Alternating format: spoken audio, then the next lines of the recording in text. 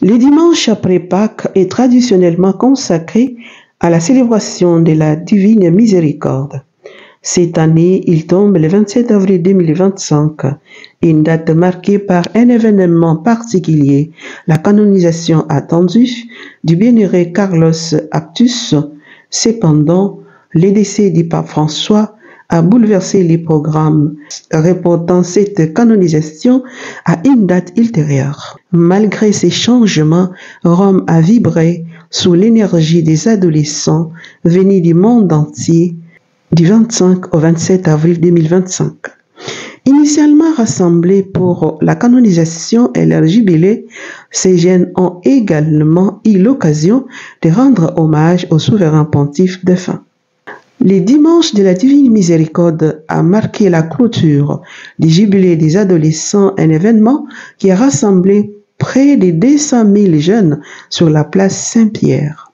Lors de cette célébration, Monseigneur Pietro Parolini, ancien secrétaire d'État, a exprimé un profond respect envers les papes disparus. Dans un homélie, il a évoqué la peur et la tristesse des apôtres après la mort de Jésus, une image qui reflète l'état d'esprit actuel de l'Église endeuillée par la disparition du pape. Odette, missionnaire de Marie Salérienne. J'ai participé à cet événement qui m'a beaucoup plu.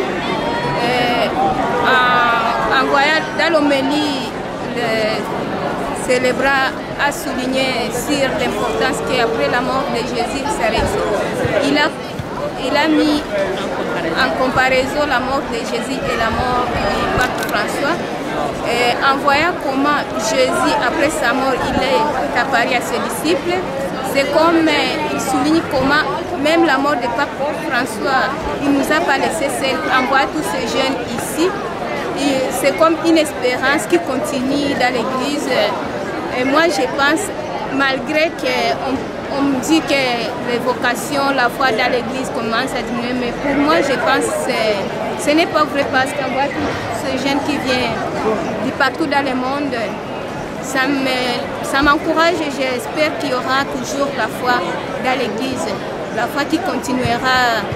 Et nous espérons, comme le soulignait le pape François, qu'il faut toujours espérer. Et moi, je pense qu'il faut toujours espérer.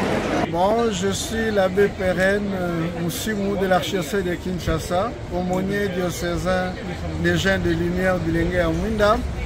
Présentement, je me retrouve à Rome à l'occasion du jubilé des adolescents qui était couplé avec la canonisation de l'adolescent Carlo Acuti. Mais malheureusement, la mort du pape a fait changer le programme. Mais au moins aujourd'hui, sur la place Saint-Pierre, on s'est retrouvé avec les adolescents venus de tous les 4 coins du monde pour célébrer l'espérance qui est justement le testament que le pape François nous a laissé. La célébration a été très vivante et elle a effectivement fait montrer que l'Église a encore de l'avenir et on peut encore espérer avec tous ces jeunes qui sont venus de partout pour la ville éternelle Rome.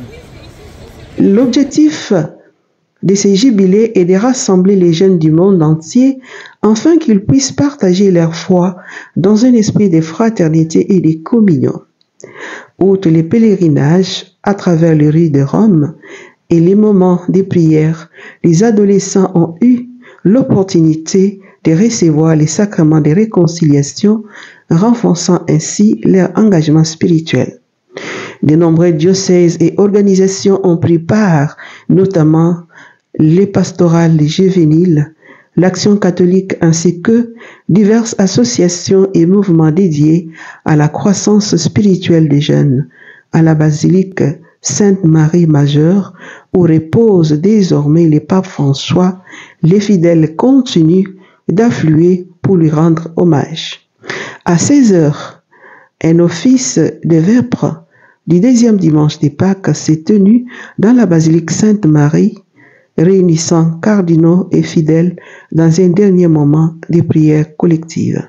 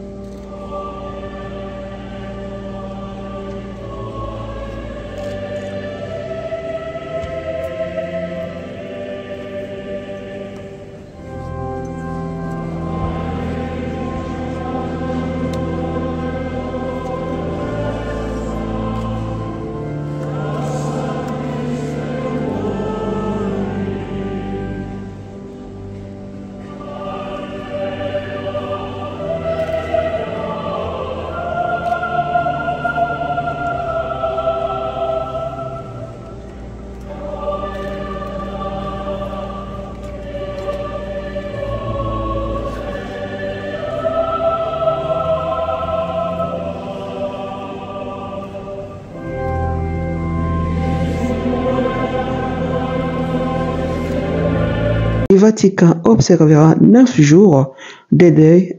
Durant ces temps de deuil, les cérémonies solennelles auront lieu quotidiennement à la basilique Saint-Pierre jusqu'au dimanche 4 mai.